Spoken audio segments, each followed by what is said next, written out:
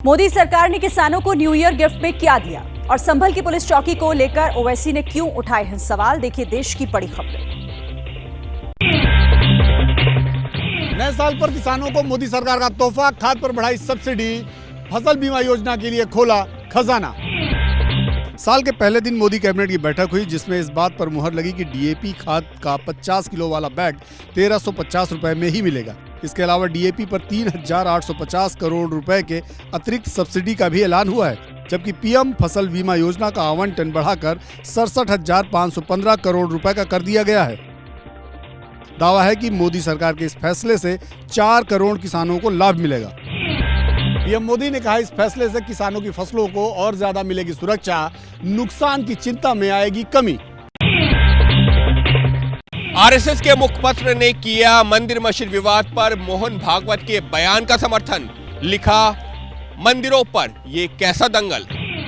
पांचजन्य के संपादकीय में इस बात पर जोर दिया गया है कि मंदिर हिंदुओं के विश्वास का केंद्र होते हैं, लेकिन राजनीति के लाभ के लिए इनका इस्तेमाल स्वीकार नहीं है। इस लेख में यह भी कहा गया है कि मोहन भागवत ने अपने बयान के जरिए समझदारी भरा रुख अपनाने का संदेश दिया था। अब समाजवादी पार्टी बीजेपी पर सवाल उठा रही है।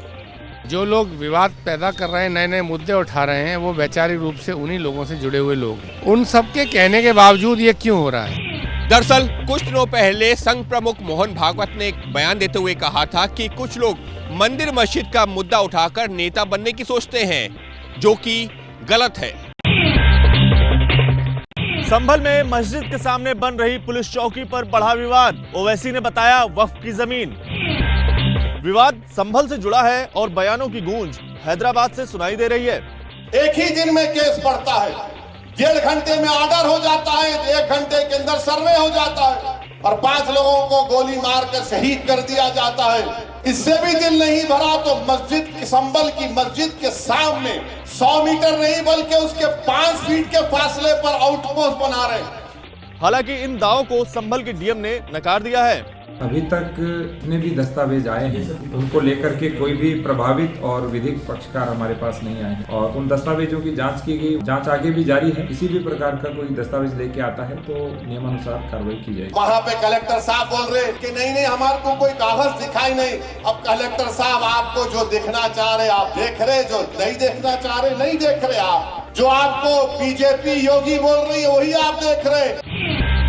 ओवैसी ने यह भी दावा किया कि एएसआई के किसी भी स्मारक के 100 मीटर के दायरे में कोई निर्माण नहीं हो सकता है, लेकिन इसके बावजूद शाही जामा मस्जिद के ठीक सामने पुलिस चौकी का निर्माण हो रहा है।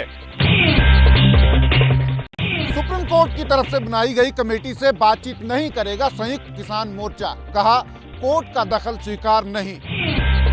बैठक 3 जनवरी को होने वाली थी, जिसमें शामिल होने से संयुक्त किसान मोर्चा ने किनारा कर लिया है। संयुक्त किसान मोर्चा ने तर्क दिया है कि लड़ाई केंद्र सरकार के साथ लड़ी जा रही है, ऐसे में कोर्ट की कोई भूमिका मायने नहीं रखती। इससे पहले शंभू और खनौरी बॉर्डर पर धरना दे रहे किसान संगठनों ने भी कमेटी से बात करने से इनकार कर दिया था। इस बीच पंजाबी सिंगर बब्बू मान खनौरी बॉर्डर पहुंचे और आमरण अनशन पर बैठे जगजीत सिंह डल्लेवाल का हाल जाना। किसान नेता जगजीत सिंह डल्लेवाल के आमरण अनशन का आज 37वां दिन रहा। पंजाब सरकार उन्हें अस्पताल में शिफ्ट होने के लिए मनाने की कोशिश कर रही है। नए साल के मौके पर मथुरा के बांके बिहारी मंदिर में उमड़े श्रद्धालु, 1.5 किलोमीटर से ज्यादा लंबी लगी लाइन। यही हाल देश के तमाम मंदिरों का रहा, जहां श्रद्धालुओं की भीड़ नजर आई।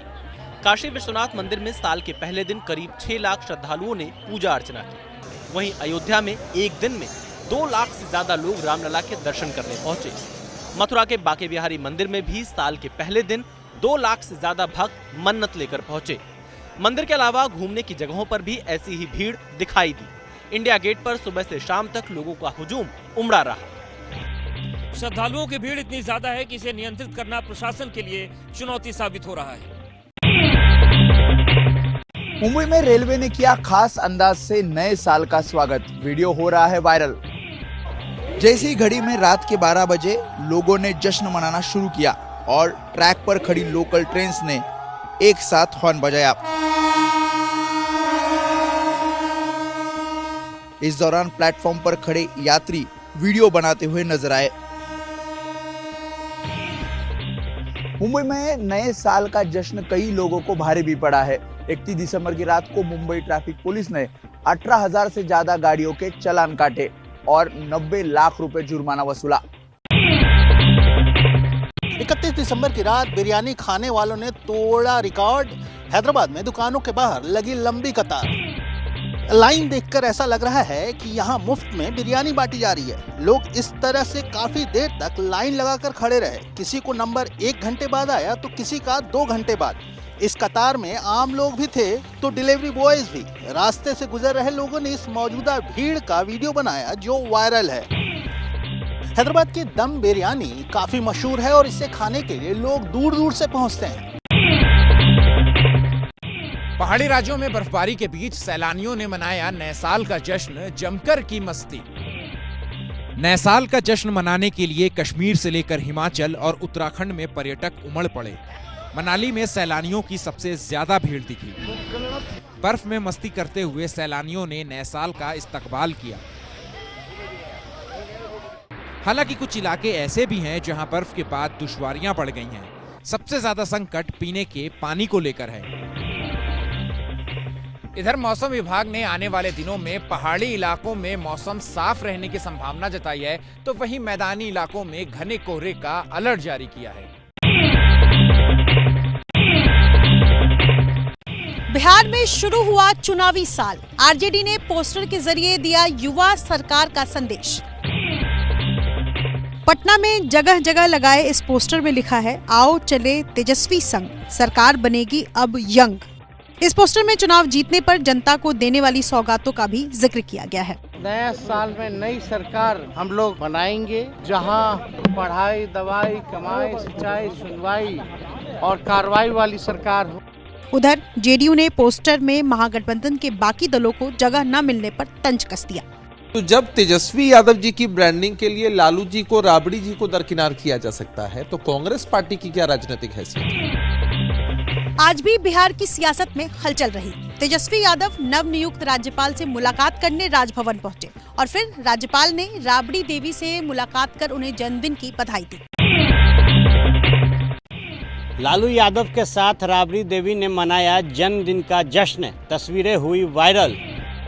एक तरफ है 76 साल के लालू यादव और दूसरी तरफ है 66 साल की राबड़ी देवी और बीच में है गुलाब के 2 फूल जो इस खूबसूरत रिश्ते को और खुशनुमा बना रहे हैं। 1 जनवरी यानी नए साल पर ही राबड़ी देवी का जन्मदिन होता है। ऐसे में इन तस्वीरों को राबड़ी देवी ने लालू यादव को टैग करते हुए सोशल मीडिया पर लिखा, happy new year to my dear साहब। अब ये तस्वीरें सोशल मीडिया पर वायरल हो गई हैं।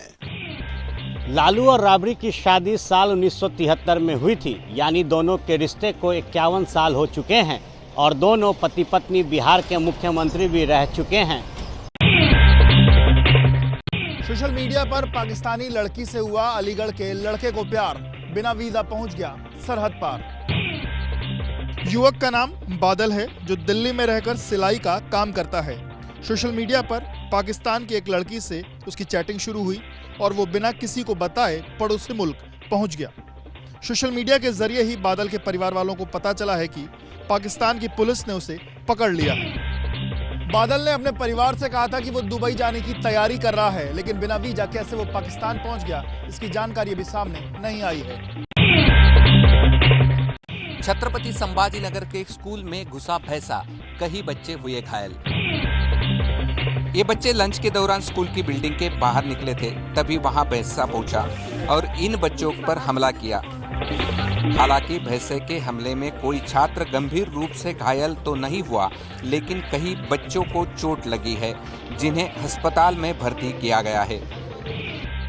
स्कूल परिसर में घुसने से पहले भैंसे ने सड़क पर भी कई लोगों पर हमला किया था।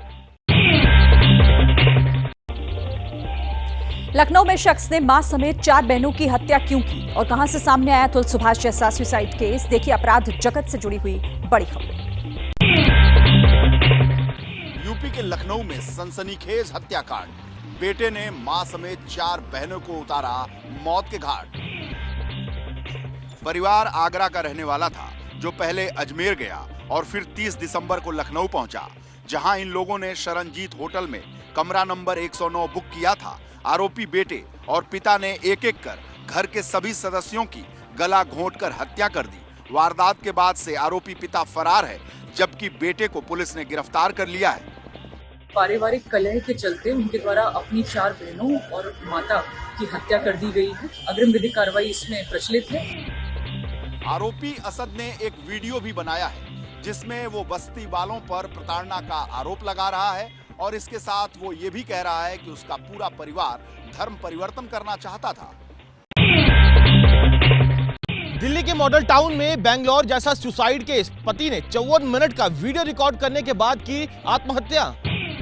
खुदकुशी करने वाले शख्स का नाम पुनीत खुराना है, जो मॉडल टाउन में बेकरी का व्यापार करता था।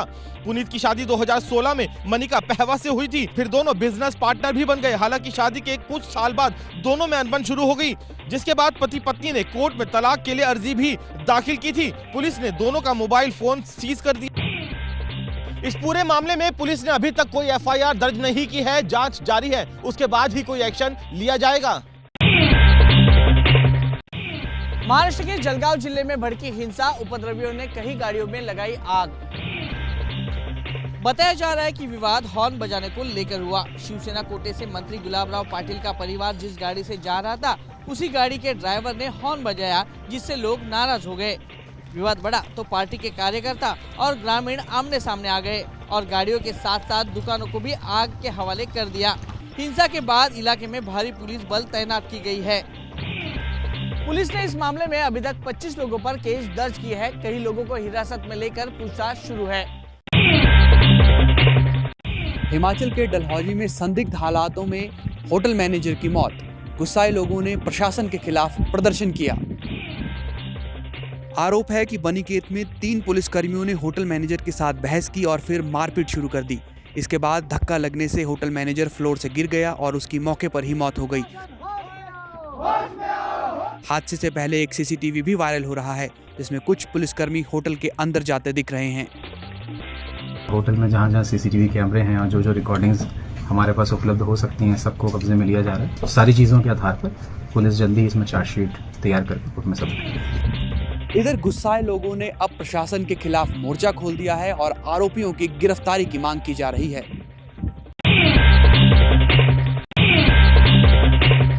अमेरिका के लुजियाना में बड़ा आतंकी हमला, ड्राइवर ने की अंधाधुंध फायरिंग।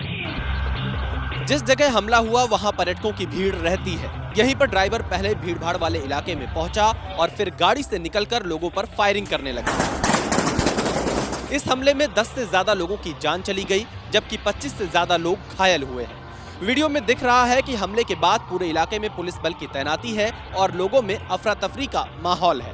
फायरिंग करने वाला ड्राइवर मौके से फरार हो गया, जिसकी तलाश जारी है। यह हमला लुजियाना के न्यू ऑरलियंस शहर में हुआ और वहां के मेयर ने इसे आतंकी हमला करार दिया है।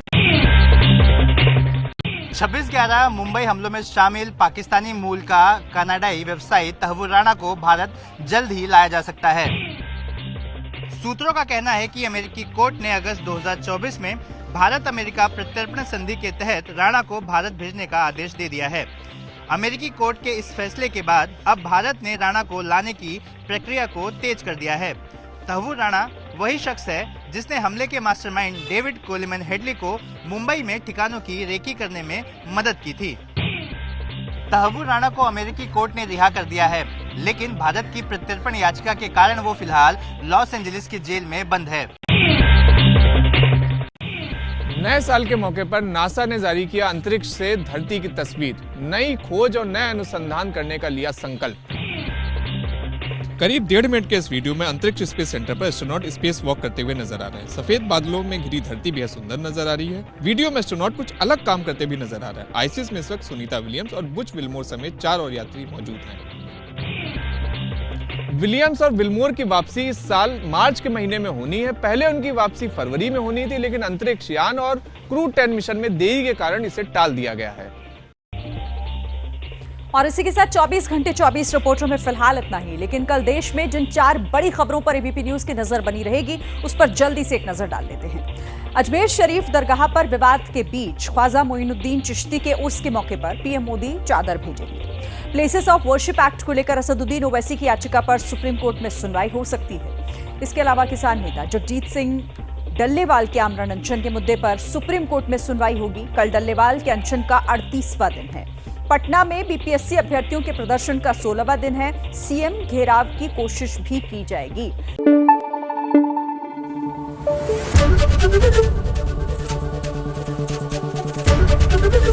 एबीपी न्यूज आपको रखे आगे।